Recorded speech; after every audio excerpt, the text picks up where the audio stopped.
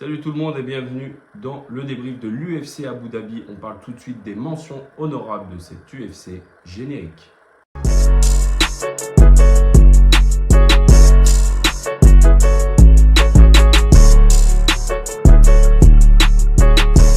La première mention honorable est pour Tabata Ricci qui a infligé un KO dévastateur à Amanda Ribas dans le deuxième round. Coup de coude, enchaîné d'un ground and pound, c'est dur à dire dimanche matin, d'un ground and pound dévastateur, avec un volume de frappe qui était tout bonnement impressionnant, donc bravo à elle, c'était un super combat. Et puis elle confirme sa montée en puissance dans la catégorie. On passe de suite à la deuxième mention honorable avec un combattant que j'aime pas foufou, mais qui a fait un super combat. Et on parle tout de suite de Bryce Mitchell contre Saïd Nurmagomedov. Et oui, Bryce Mitchell qui s'est imposé à la décision unanime contre Saïd Nurmagomedov. Mais quel combat! Le niveau technique au sol, c'était tout bonnement impressionnant. Ça partait dans tous les sens. Il y a eu une fois où il s'est bien fait connecter en contre sur un genou de Saïd Nurmagomedov, pardon. Je me suis dit, ça y est, c'est fini. Là, les fesses sont tapées, ça s'est reconnecté. Mais franchement, quel combat. C'était juste impressionnant. Donc bravo aux deux combattants. Bravo à Bryce Mitchell qui a remporté brillamment ce combat, même si ça ne m'aurait pas choqué que Nurmagomedov l'emporte. Après, Bryce Mitchell avait toujours l'avantage au sol. Donc bravo à lui. Il n'y a rien d'autre à dire de plus. Je veux juste mentionner un combattant du Marseille Fight Club qui m'a envoyé un message par rapport à Bryce Mitchell. Je vous le lis de ce pas. Mitchell croit que la Terre est plate, alors à défaut de faire le tour du monde, il lui a fait le tour de toutes les techniques au sol connues. Je pense qu'on ne peut pas mieux résumer le combat. C'était Bryce Mitchell qui s'imposait face à Saïd Nurmagomedov à la décision unanime avec des techniques au sol. Un niveau technique.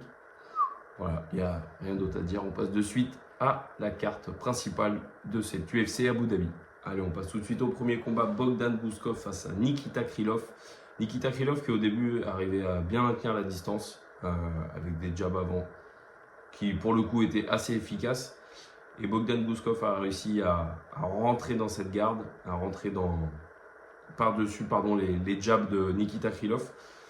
Ce qui s'est avéré payant parce qu'il lui a infligé un knockdown assez impressionnant. Puis après, il a fini par un ground and pound dévastateur face à Nikita Krylov. Il s'est imposé dans le premier round. Si je ne vous dis pas de bêtises, je vérifie sur Apologie.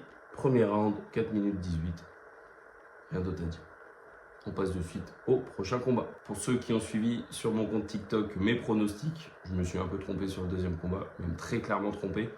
J'avais sous-estimé Asoul Mabayev qui a largement vaincu José Ochoa. J'étais beaucoup déçu du combat de José Ochoa. Après, il me semble que c'était son deuxième combat en 2 mois, si je ne dis pas de bêtises. Il avait combattu il n'y a pas longtemps. Le niveau technique au sol aussi d'Asoul Mabayev, va falloir en parler parce que il y a du sacré potentiel, il y a un sacré niveau.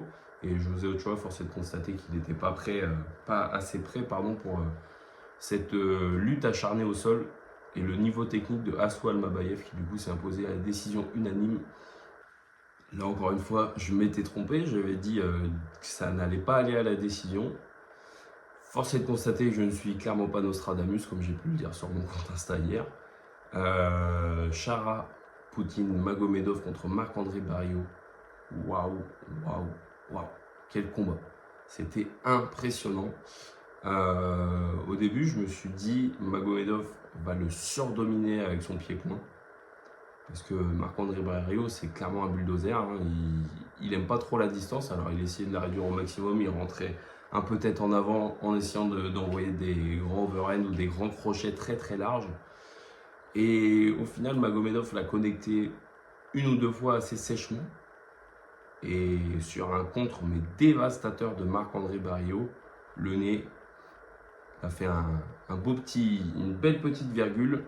Et là, c'était plus du tout le même combat. Je crois que c'est la première fois à l'UFC qu'on voit Magomedov se faire autant connecter et autant déstabiliser. Donc c'était intéressant de voir comment il s'est défendu suite à ça. Et franchement, quel combat.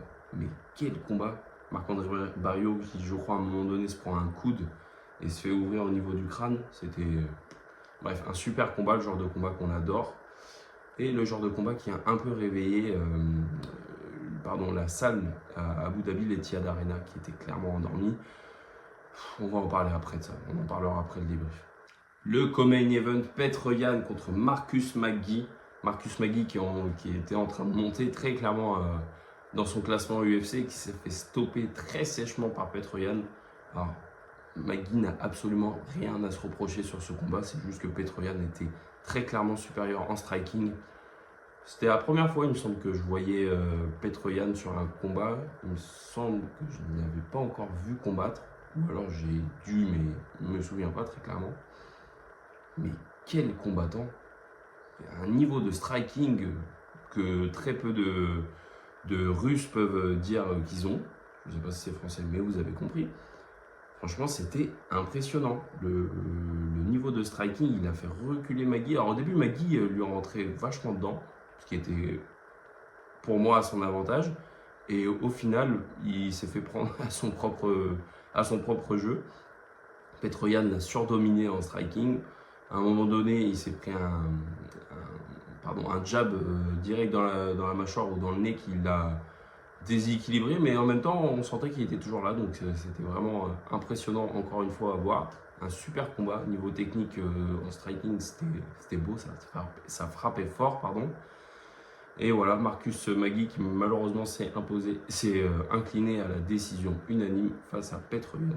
Et on passe tout de suite à un sacré combat qui a été très difficile à juger. Le main event, Reinier de Ridder contre Robert Whittaker. Reinier de Ridder qui s'est imposé à la décision partagée face à Robert Whittaker. Alors si je regarde par là, c'est parce que je regarde Tapologie, mais quel combat de zinzin. Il n'y a pas d'autre mot pour terminer une belle soirée, une belle carte principale. Comme je vous l'avais dit, c'est le genre de carte qui soit est très très bonne, soit est très mauvaise. Moi, franchement, j'ai trouvé vraiment très bonne, la carte principale du moins, parce que la carte préliminaire, avec Ibo Aslan qui fait choquer comme ça alors qu'il a fait un combat, même si évidemment il faut respecter tous les combattants, il n'a pas fait le combat qu'il fallait pour s'imposer. Bref, comme je vous le disais, du coup, Reinier de Ridder, je m'égare, j'aime bien m'égarer comme ça, Reinier de Ridder qui s'est imposé à la décision partagée face à Robert Whittaker. Quel combat! Franchement, pour clôturer la soirée, c'était magnifique, un niveau technique debout qui pour le coup au début était largement à l'avantage de Robert Whittaker et même tout au long du combat il a su imposer son striking qui est pas très très classique et celui de Ridder encore moins. Au début des Ridder, enfin même tout au long du combat, j'allais dire qu'il était nonchalant, il a été nonchalant tout au long du combat. Après c'est son style, on le sait. Mais Whittaker, au vu de son début de combat, je me suis dit waouh, ça va très clairement pas aller à la décision à ce rythme-là. Et au final, de Ridder a réussi à le contrer, à capter la distance et à capter le rythme surtout de Whittaker. Et après, les coups de genoux. Mais des coups de genoux, même à mon pire ennemi, je ne souhaite pas de se prendre des coups de genoux comme ça. Je ne sais pas comment il fait pour respirer encore, Whittaker. Il a pris des coups de genoux au niveau des côtes, au niveau du sternum. C'était... Et au final, de Ridder qui a repris le dessus. Très clairement, j'arrive vraiment pas à donner... alors si le premier round pour Whittaker, évidemment. Il me semble que dans le deuxième, de Ridder a commencé à installer son striking, si on peut appeler ça, avec les coups de genoux, là où il a vraiment capté Whittaker, pardon. Et après, franchement, le deuxième round, je le donne pour de Ridder. Et il me semble que c'est dans le troisième où il se fait connecter très salement, ou dans le quatrième, je ne sais plus, de Ridder. Mais en tout cas, il y a un round, je ne me souviens plus exactement, hein. Évidemment, c'est à froid. C'était juste impressionnant. Il se fait connecter sur une sortie de Whittaker qui était très clairement en train de subir la pression et qui s'était fait connecter juste 10 secondes avant. Il se prend un crochet large en sortie par Whittaker, de Ridder, boum, les fesses qui tapent. Là, je me suis dit, ça y est, terminé, bonsoir. Pas du tout. De Ridder a réussi à se sortir de cette vague qu'il était en train de lui mettre dans la tronche Whittaker. C'était juste fou. Et au final, il a réussi à le maintenir, quand je dis à le maintenir, à maintenir la puissance de Whittaker. Et c'était juste impressionnant. Il n'y a pas d'autre mot, c'était un super combat. Ça faisait bien longtemps qu'on n'avait pas vu un combat aussi serré, en tout cas en main event, parce que même la semaine dernière, on va pas se mentir, Dustin Poirier face à Max Holloway, très clairement, je vois pas un monde où Poirier prend le combat. sauf s'il le met KO évidemment. Mais je voyais très clairement pas Poirier s'imposer la semaine dernière. Bref, tout ça pour dire que c'était un bel UFC. Des Raiders du coup qui s'imposent à la décision partagée face à Robert Whittaker.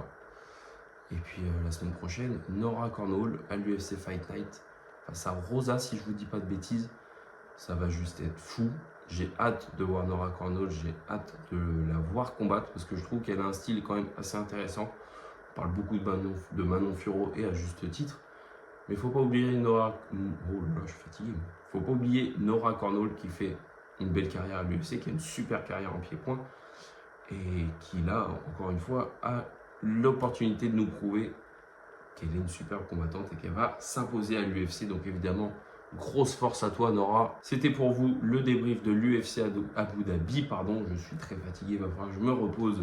Ce sport aura ma peau. Prenez soin de vous, bon dimanche à tous et à bientôt. Ciao. J'ai oublié un petit truc. Abonne-toi, active la cloche et va me suivre sur les réseaux sociaux du Média Knockdown.